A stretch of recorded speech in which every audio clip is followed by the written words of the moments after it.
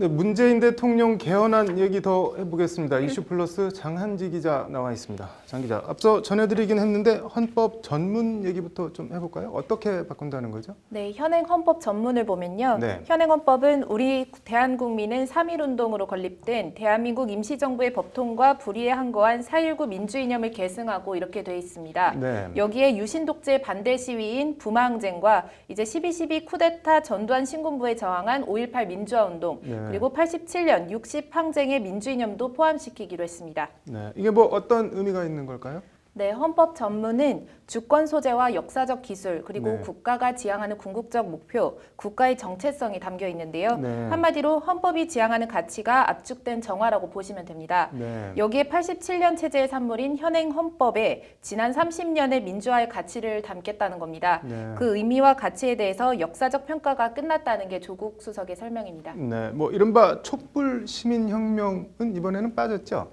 네, 비교적 최근 사건인 촛불항쟁은요. 네. 아직 역사적 평가가 끝나지 않은 현재 진행형인 사건이어서 이번에 넣지 않았다는 게 청와대 설명입니다. 네. 기본권 얘기 해볼까요? 국민을 사람으로 용어를 바꾼다고 하는데 어떤 내용인지 설명 좀 부탁합니다. 네, 행복 추구권, 평등권, 생명권, 신체의 자유 등 이른바 보편적 첨부 인권이라고 하는 기본권의 주체를 국민에서 사람으로 바꾸겠다는 건데요. 네. 평등권을 예로 들면요. 헌법 제11조 모든 국민은 법 앞에 평등하다 이렇게 돼 있는데 이것을 모든 사람은 법 앞에 평등하다 이렇게 바꾸자는 겁니다. 네. 이게 어떤 의미가 있는지 임지봉 교수의 말을 한번 들어보시죠. 네. 헌법에서 아예 전부인권에 해당한다고 판단되는 기본권에 대해서는 주체를 국민이 아니라 외국인도 포함될 수 있게 사람이란 말로 바꾼 것입니다. 강론을 좀 더 볼까요? 근로라는 용어를 노동으로 대체하기로 했죠. 네, 근로는 사실 일제시대 때 나온 말인데요. 네. 한자만 놓고 봐도 부지런할 그네 애쓸 노, 열심히 일만 하는 피동적인 존재입니다. 네. 이걸 일하고 움직이는 노동으로 바꾸겠다는 건데요. 네. 사용자의 시각이 아닌 사용자와 노동자 다 동등하다는 것을 강조하기 위한 조치라는 게 청와대의 설명입니다. 네. 이제 더불어서 청와대는 고용 안정 그리고 일과 생활의 균형 부분도 기본권에서 보장하겠다고 밝혔습니다. 네. 또 앞서 리포트에서 전해드렸다시피 노동 3권을 원칙적으로 공무원에게도 인정하겠다고 밝혔습니다. 네.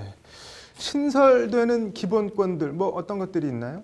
네, 먼저 생명권과 안전권을 신설해서 국가가 재해를 예방하고 위험으로부터 국민을 보호하는 의무가 있음을 분명히 하겠다고 말했습니다. 네. 또 제4차 산업혁명 시대인 만큼 알 권리와 정보의 독점과 격차로 인한 폐해를 국가가 예방하고 이제 시정할 수 있도록 정보 기본권도 만들겠다고 했습니다. 네. 주거권 및 건강권 등도 신설하겠다는 방침인데요. 네. 사회보장을 국가의 시혜적 의무에서 국민의 기본적 권리로 변경해서 사회보장을 실질화하겠다는 것이 조국 수석의 설명입니다. 네. 삭제되는 조항도 있죠?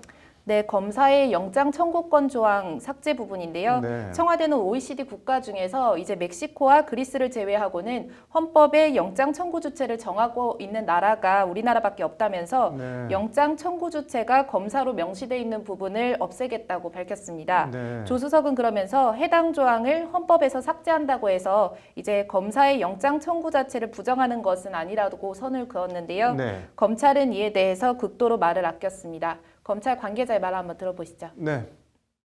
저희는 이미 그 총장님께서 사개특위에서 그 영장 관련해서 말씀을 하신 부분이 있어서 그 입장을 밝힌 바 있고 현재로서는 따로 뭐 특별히 더 드릴 말씀은 없습니다. 마지막으로 하나만 더 짚어볼까요? 국민 발안제, 국민 소환제 이것은 이번에 새로 삽입되는 것들이죠?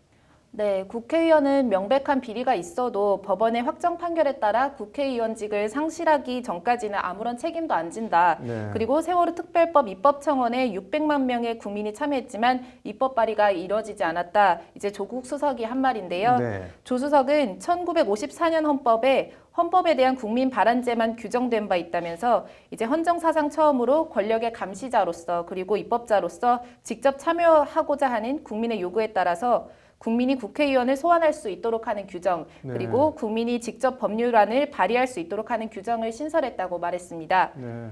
직접민주제 대폭 강화를 통해서 대의제를 보완하고 민주주의 발전에 크게 기여할 것이라는 게 조 수석의 말입니다. 네. 뭐 조수석 설명하는 거 보니까는 뭐 버클리대에서 헌법학을 전공한 걸로 알고 있는데 일단 뭐 야당인 자유한국당 분위기는 국회 통과는 꿈도 꾸지 마라 뭐 이런 것 같은데 어떻게 될지 궁금하네요. 오늘 잘 들었습니다.